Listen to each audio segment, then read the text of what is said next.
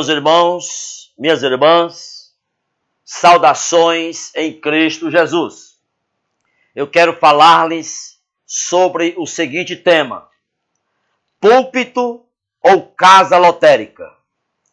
Meus irmãos, métodos escusos e antibíblicos têm sido usados por certas igrejas para arrecadar dinheiro.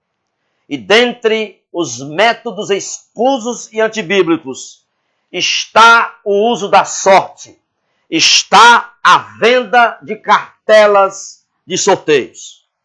Alguns pastores, para justificarem a venda de cartelas, para justificarem o uso da sorte dentro de suas igrejas, eles se utilizam do caso de Pedro, dizendo que Pedro usou a sorte para escolher o apóstolo substituto de Judas Iscariotes.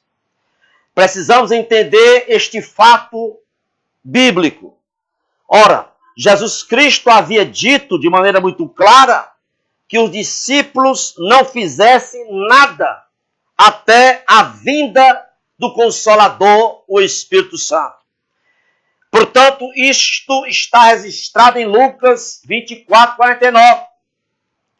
A igreja, então, sem dirigente, não deveria agir, não deveria tomar nenhuma atitude antes da chegada do Consolador, portanto, o Espírito Santo.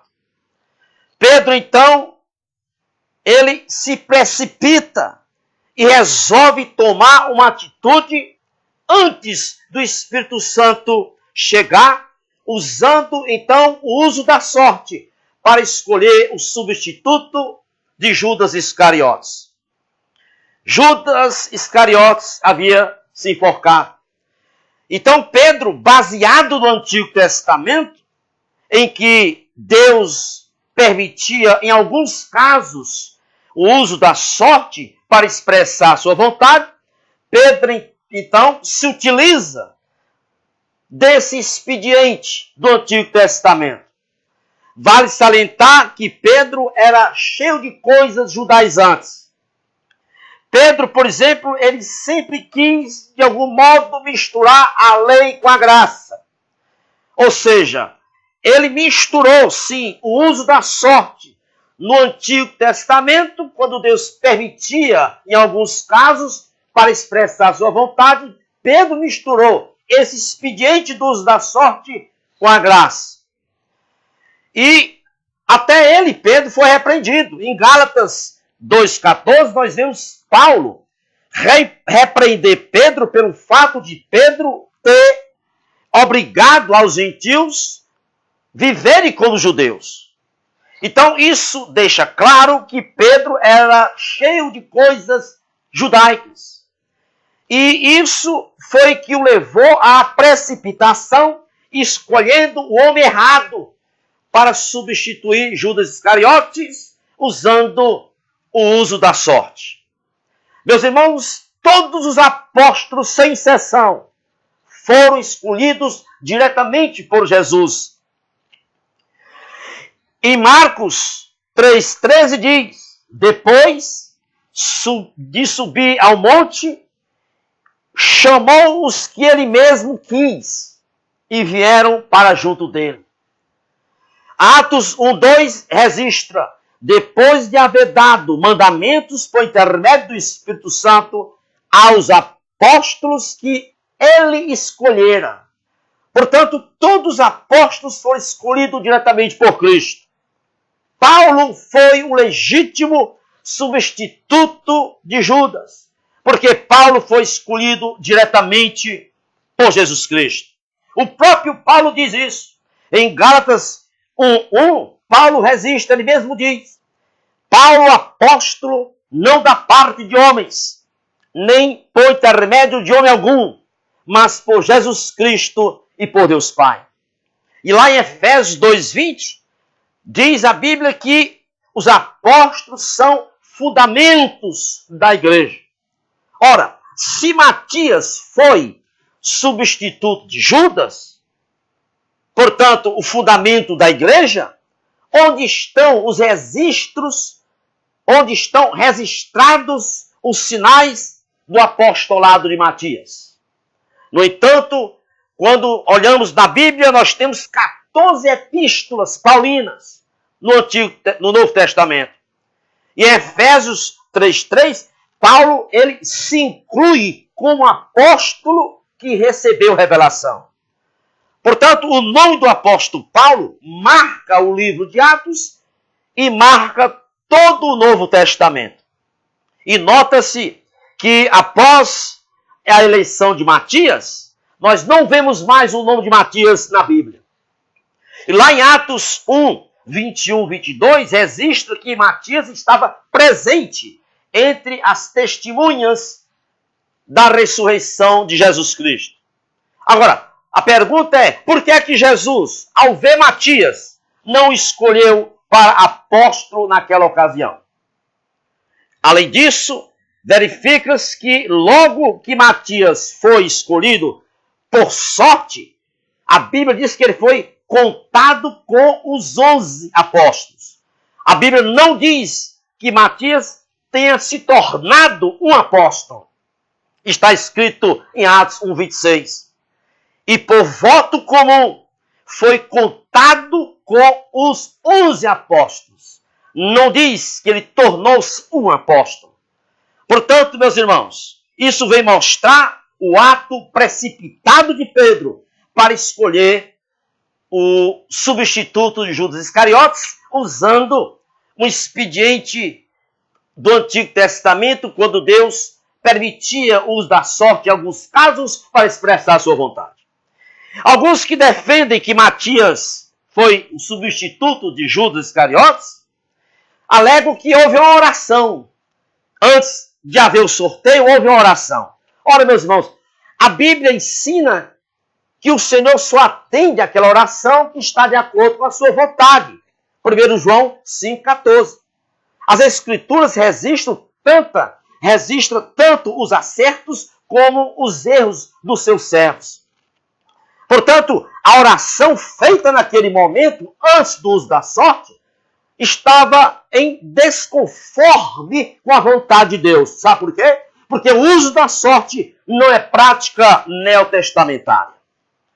Portanto, Pedro ele misturou os princípios da lei com os princípios da graça na escolha de Matias, usando o uso da sorte.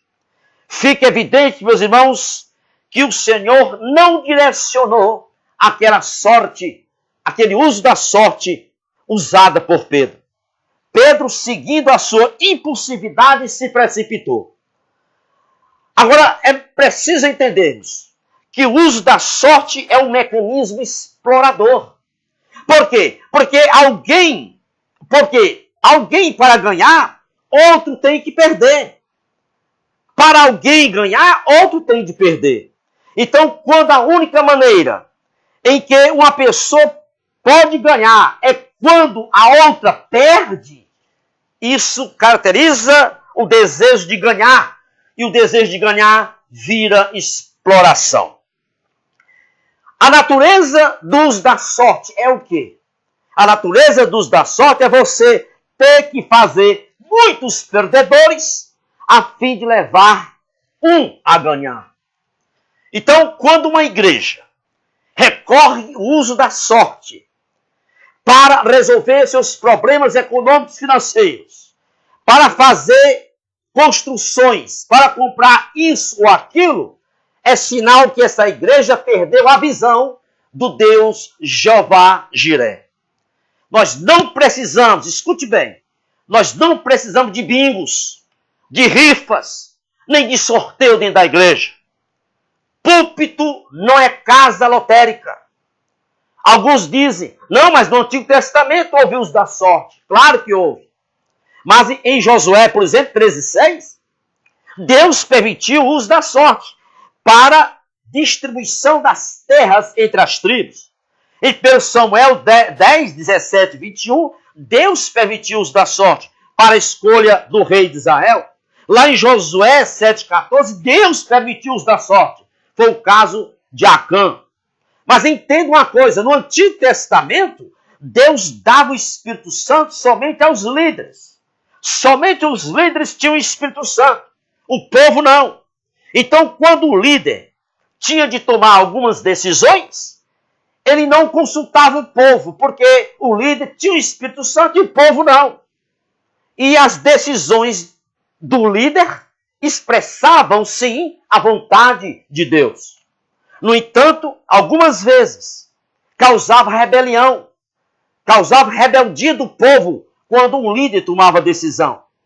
Então, o povo pensava muitas vezes que o líder estava se beneficiando ou beneficiando outros em detrimento de outros.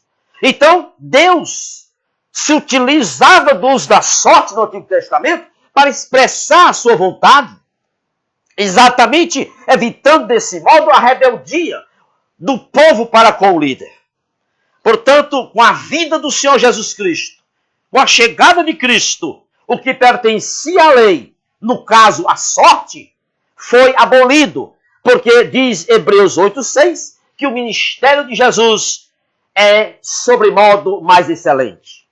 Portanto, o uso da sorte pela igreja, a venda de cartelas de sorteios, meus irmãos, sabem o que é isso? Isso é abominação. Isso é judaização do cristianismo. Nós não precisamos, repito, de bingos, de sorteios, de rifas dentro da igreja. Igrejas que se utilizam desses embaraços para arrecadar fundos para a construção disso, construção de aquilo, para comprar isso e aquilo. Sabe o que essa igreja está fazendo? Sabe, pastor, o que você está fazendo? Você está cultuando a macaca sagrada. Que macaca sagrada é essa no Brasil? São as casas lotéricas. Então, cuidado, pastor. Pare com esse negócio, ficar usando esses expedientes. Primeiro, porque na Bíblia não tem respaldo para isso. Você não pode usar o caso de Pedro para justificar o uso da sorte da igreja. Nem pode usar o Antigo Testamento, porque Jesus já veio. Portanto, o uso da sorte, venda de carteiras no púlpito, é transformar o púlpito em casa lotérica. Que Deus tenha misericórdia de todos nós e nos dê discernimento. Você, crente, não participe disso. Não compre cartela para participar de sorteio dentro da sua igreja. Que Deus vos abençoe rica e abundantemente. Louvado seja o nome do Senhor Jesus. Amém.